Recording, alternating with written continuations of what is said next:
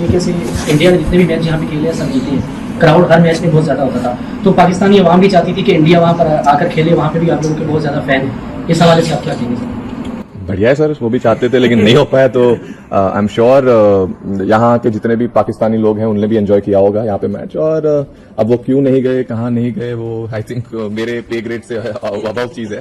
सो या यही बोल सकता हूँ। यार सिकंदर, हार्दिक पांड्या को मैल्कम मार्शल नहीं है, गार्गिनस नहीं है, जयप्रकाश श्रीनाथ नहीं है, वो ब्रेट लीग नहीं है, और वो सिर्फ उसका एक माइंडसेट है जो कि वो उसको ये नया बॉल करना है कर देते हैं, आपने मिडिल में करना है कर देते हैं, स्टॉक करना है स्टॉक कर देते हैं। हालांकि वो इतना बड़ा पावरफुल हिटर भी नहीं है, लेकिन अगेन उसको ये बना दिया गया है, समझा दिया गया है कि आपके लिए सारा कुछ है। बट जिस तरह हम बार बार बात करते हैं, एक Hardik Pandya, we require a player like Hardik Pandya, एक वो प्लेयर जो रिलायबल हो, जो डाउन दी ऑर्डर आए, जो कि बॉलिंग में भी हमें हेल्प आउट कर सके, जो फिनिश करके जाए रिस्पॉन्सिबिलिटी से। इस वक्त आपको लगता है हमारे पास डाउन दी ऑर्डर कोई एक ऐसा प्लेयर है जो रिस्पॉन्सिबिलिटी ले रहा है कि हाँ? और ये सवेरा आपने बिल्कुल ठीक कहा है कि एक इस किस्म का फिनिशर हमारे पास अभी तक हमें उम्मीद थी कि आसिफ अली, खुशदिल, इनमें से हमें नजर आ जाएगा। ऑलराउंडर्स की जहाँ तक बात है, इस वक्त एशिया में मेरा जो पर्सनल फेवरेट है दैट्स हार्दिक पांड्या।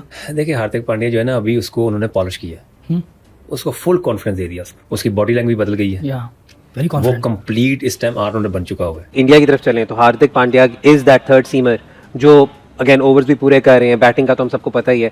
तो दिस ऑब्वियसली जब हम देखते हैं तो थोड़ा सा ये होता है कि यार ये एक एरिया पाकिस्तान में हम लैक कर रहे हैं। तो मैं थोड़ा सा हार्दिक पे बात करना चाहूंगा, क्योंकि हार्दिक पांड्या की इंजरी के बाद जब से वो वापस आए और उन पर भी एक बैड फेस आया था एज ए ऑलराउंडर, कि जहाँ से बैटिंग में भी नहीं हो रहा था और बॉलिंग में भी नहीं हो रहा था। आईपीएल के बाद जब वो वर्ल्ड कप T20 में आए तो उसके बाद वो टोटली डिफरेंट हार्दिक पांड्या दिखे। आई थिंक उनकी बॉलिंग बैटिंग स्किल एक तरफ रख दें, उनके अंदर जो एटीट्यूड है ना, जो तप्पड़ जिसको कहते हैं ना क्रिकेट की ज़बान में, वो उनसे ये परफॉर्मेंस कर। दोस्तों स्वागत है आपके हमारे यूट्यूब चैनल टुडे फॉलो की कोने। हार्दिक पांड्या के ऊपर सवाल था, और सवाल यही है कि जब हम ऑलराउंडर्स को कंपेयर करते हैं दुनिया के ऑलराउंडर्स को, तो फिनिशर्स भी अगर देखा जाए तो प्रॉपर बैट्समैन है और प्रॉपर बॉलर है। ओवरऑल एन एक्सट्रीमली जिसे कहते हैं ना क्लच प्लेयर। आई थिंक उनकी बॉलिंग बैटिंग स्किल एक तरफ रख दें, उनके अंदर जो एटीट्यूड है ना, जो तप्पड़ जिसको कहते हैं ना क्रिकेट की ज़बान में, वो उनसे ये परफॉर्मेंस करवाता है। और ऐसे प्लेयर्स को आप वो कप्तान अपनी टीम में रखता है जो जीतना चाहता है। बहुत आसान है ऐसे प्लेयर्स के साथ आपको ईगो का प्रॉब्लम आ जाना, आपका कोई और इशू कॉन्फ्लिक्ट आ जाना, पर जो स्मार्ट कप्तान होगा ना, वो सबसे पहले ऐसा प्लेयर अपनी टीम में रखेगा, क्योंकि अगर वो आपके आगे बोल सकता है तो वो ऑपोजिशन के आगे भी बोल सकता है। हमारा प्रॉब्लम ये, हमें यस मैन चाहिए, ले ठीक है, यस सर यार सिकंदर, हार्दिक पांड्या को मैल्कम मार्शल नहीं है, गार्गिनस नहीं है, जयप्रकाश श्रीनाथ नहीं है, वो ब्रेट लीग नहीं है, और वो सिर्फ उसका एक माइंडसेट है जो कि वो उसको ये नया बॉल करना है कर देते हैं, आपने मिडिल में करना है कर देते हैं, स्टॉक करना है स्टॉक कर देते हैं। हालांकि वो इतना बड़ा पावरफुल हिटर भी नहीं है, लेकिन अगेन उसको ये बना दिया गया है, समझा दिया गया है कि आपके लिए सारा कुछ है। अब आप मेला लूटो sir, market allows you to become big, try to understand this. अगर आप ये जो वर्जन है हार्दिक का, it gives me the indication कि यार जो मैंने देखा है रज़ाक भाई के अंदर talent, I think he was better. Sir open भी कराई उसको मिडिल ऑर्डर में भी खिलाया, उसको नीचे भी खिलाया, उसको डेथ ओवर में भी खिलाया, उसको सारा कुछ किया। Finisher, we need a finisher. But जिस तरह हम बार बार बात करते हैं, एक Hardik Pandya, we require a player like Hardik Pandya, एक वो प्लेयर जो रिलायबल हो, जो डाउन दी ऑर्डर आए, जो कि बॉलिंग में भी हमें हेल्प आउट कर सके, जो फिनिश करके जाए रिस्पॉन्सिबिलिटी से। इस वक्त आपको लगता है हमारे पास डाउन दी ऑर्डर कोई एक ऐसा प्लेयर है जो रिस्पॉन्सिबिलिटी ले रहा है कि हाँ जी मैं मैच खत्म करके। और ये सवेरा आपने बिल्कुल ठीक कहा है कि एक इस किस्म का फिनिशर हमारे पास अभी तक हमें उम्मीद थी कि आसिफ अली, खुशदिल, इनमें से हमें नजर आ जाएगा। ऊपर से देखें कंसिस्टेंट परफॉर्मर, फिर नवाज भी नहीं है, फिर शदाब भी नहीं है, ठीक है ना, तो ये इनकी कंसिस्टेंसी चाहिए। इन 3-4 प्लेयरों में से एटलीस्ट 2 प्लेयर तो कंसिस्टेंट होना, इसलिए कि ये नंबर बहुत इंपॉर्टेंट है। तो वो मेरे ख्याल में हमें एज अ बॉलिंग यूनिट और एज अ बैटिंग यूनिट हम सबको बहुत ज्यादा काम करने की जरूरत है। अगर हम कब के ख्वाब देख रहे हैं कि हम जीतेंगे, तो हमें उन चीजों को, उन गलतियों को कम से कम करना पड़ेगा। जहाँ तक आजकल ऑलराउंडर्स की बात है, हम पाकिस्तान में देखते हैं हमें उस तरह का कंप्लीट ऑलराउंडर नहीं दिख पाता। ये कंप्लीट ऑलराउंडर आज मिस है, बड़ी मिसिंग है, और काफ़ी टाइम से हम स्ट्रगल कर रहे हैं कि हमें कंप्लीट ऑलराउंडर मिले। ऑलराउंडर्स की जहाँ तक बात है, इस वक्त एशिया में मेरा जो पर्सनल फेवरेट है दैट्स हार्दिक पांड्या। जो बॉलिंग है उनकी, स्विंग भी बड़ा नेक्स्ट लेवल है, फील्डिंग भी सॉलिड करता है बंदा, और बैटिंग तो सबके सामने। सो आपका क्या ओपिनियन है हार्दिक पांड्या के बारे में? आप कैसे एक्सप्लेन करेंगे as an all-rounder, how do you see that person? देखिए हार्दिक पांड्या जो है ना, अभी उसको उन्होंने पॉलिश किया, उसको फुल कॉन्फिडेंस दे दिया उसको। मैं समझता हूँ कि उन्होंने जो कर सकते थे ना इंडियन क्रिकेट बोर्ड, उन्होंने कर दिया। ये बात होती है प्लेयर बनाने की, उसकी बॉडी लैंग्वेज बदल गई है, वो कंप्लीट इस टाइम ऑलराउंडर बन चुका हुआ है। वो उसका रनअप, उसका बॉलिंग एक्शन, उसका भागना, उसका उसकी जो बॉडी लैंग्वेज है वो बिल्कुल बदल गई है। ये चीजें होती हैं जब आप अपने प्लेयरों को लुक आफ्टर करते हैं। तो पाकिस्तान को भी ऐसा करना चाहिए। पाकिस्तान के पास ज्यादा टैलेंट है, बड़ा दिल रखना पड़ेगा। तो मेन चीज़ ये है कि जो हार्दिक पांड्या इस वक्त is one of the greatest, तो पीछे मैनेजमेंट की काफी बैक है और लोगों ने बहुत सपोर्ट, कॉन्फिडेंस दिया काफी ज्यादा। पूरी सपोर्ट है क्रिकेट बोर्ड की, सब प्लेयरों की, सीनियर की, कैप्टन की, उसको फुल सपोर्ट है।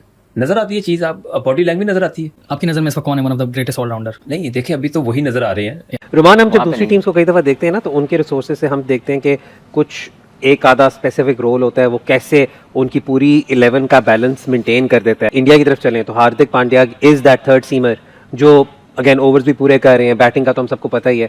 तो दिस ऑब्वियसली जब हम देखते हैं तो थोड़ा सा ये होता है कि यार ये एक एरिया पाकिस्तान में हम लैक कर रहे हैं। थोड़ा सा हट रहा हूँ मैं, लेकिन आपको लगता है कि कोई जो यंग लड़के आ रहे हैं उनमें से कोई ऐसा हो जिससे हम डेवलप कर सकें एज अ पेस ऑलराउंडर? तो मैं थोड़ा सा हार्दिक पे बात करना चाहूँगा, क्योंकि हार्दिक पांड्या की इंजरी के बाद जब से वो वापस आए और उन पर भी एक बैड फेस आया था एज ए ऑलराउंडर, कि जहाँ से बैटिंग में भी नहीं हो रहा था और बॉलिंग में भी नहीं हो रहा था।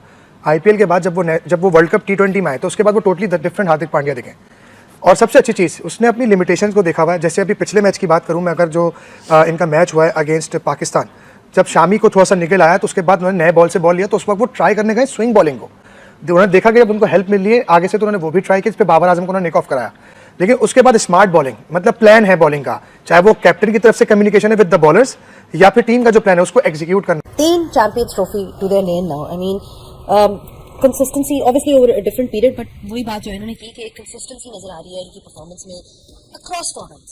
अब ये होता है कई टीम्स होती हैं जो आप कहते हो कि नहीं यार रेड बॉल की टीम है, कई टीम्स आप कहते हो व्हाइट बॉल की टीम है।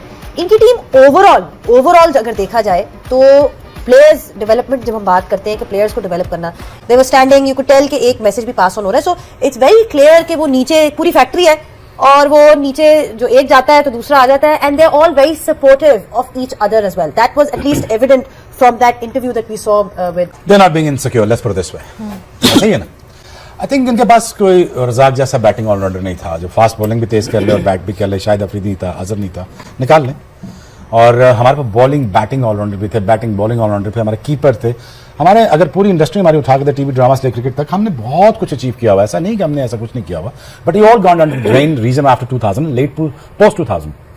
But the reason why I am saying this because उन्होंने डेवलप किया, उन्होंने इन्वेस्ट किया, उनके स्पिनर्स क्या एक उन्होंने पॉट तैयार किया, उन्होंने फास्ट बॉलर उनके पास नहीं थे, उनके फास्ट बॉलर तैयार किए गए, उनकी अकेडमीज बनाई गई, उनकी अगर मद्रास से लेके बॉम्बे तक आए, उनका सेटअप देखें आप, इट्स जस्ट अमेजिंग। उनके रिकूपरेशन सेंटर देख लें आप, उनके रिहैब सेंटर्स देख लें, उनकी इकॉनमी देख लें, उनकी लिटरली रणजी से लेके डोमेस्टिक स्ट्रक्चर से लेके अप टू दिस लेवल देख लें। उसके बाद पूल बहुत बड़ा है उनके पास आ गया। It was not the case back in 2000। Pakistan had the luxury because we had luckily we had the players, just वो आ गए सारे, you know, and the thing is I think it's just a reflection that you know कि उन्होंने सही direction में ठीक बंदों को ठीक ऊपर आने दिया। उसके बाद आने के बाद I think वो अब सेलिब्रेट कर रहे हैं इस चीज़ को, अपनी सक्सेस को सेलिब्रेट कर रहे हैं। और मेरे ख्याल में यार they are a way too good of a team right now as a batting unit। वो वीडियो अच्छी लगे तो लाइक करें, शेयर करें और अपने चैनल टुडे फॉलो को सब्सक्राइब भी करें।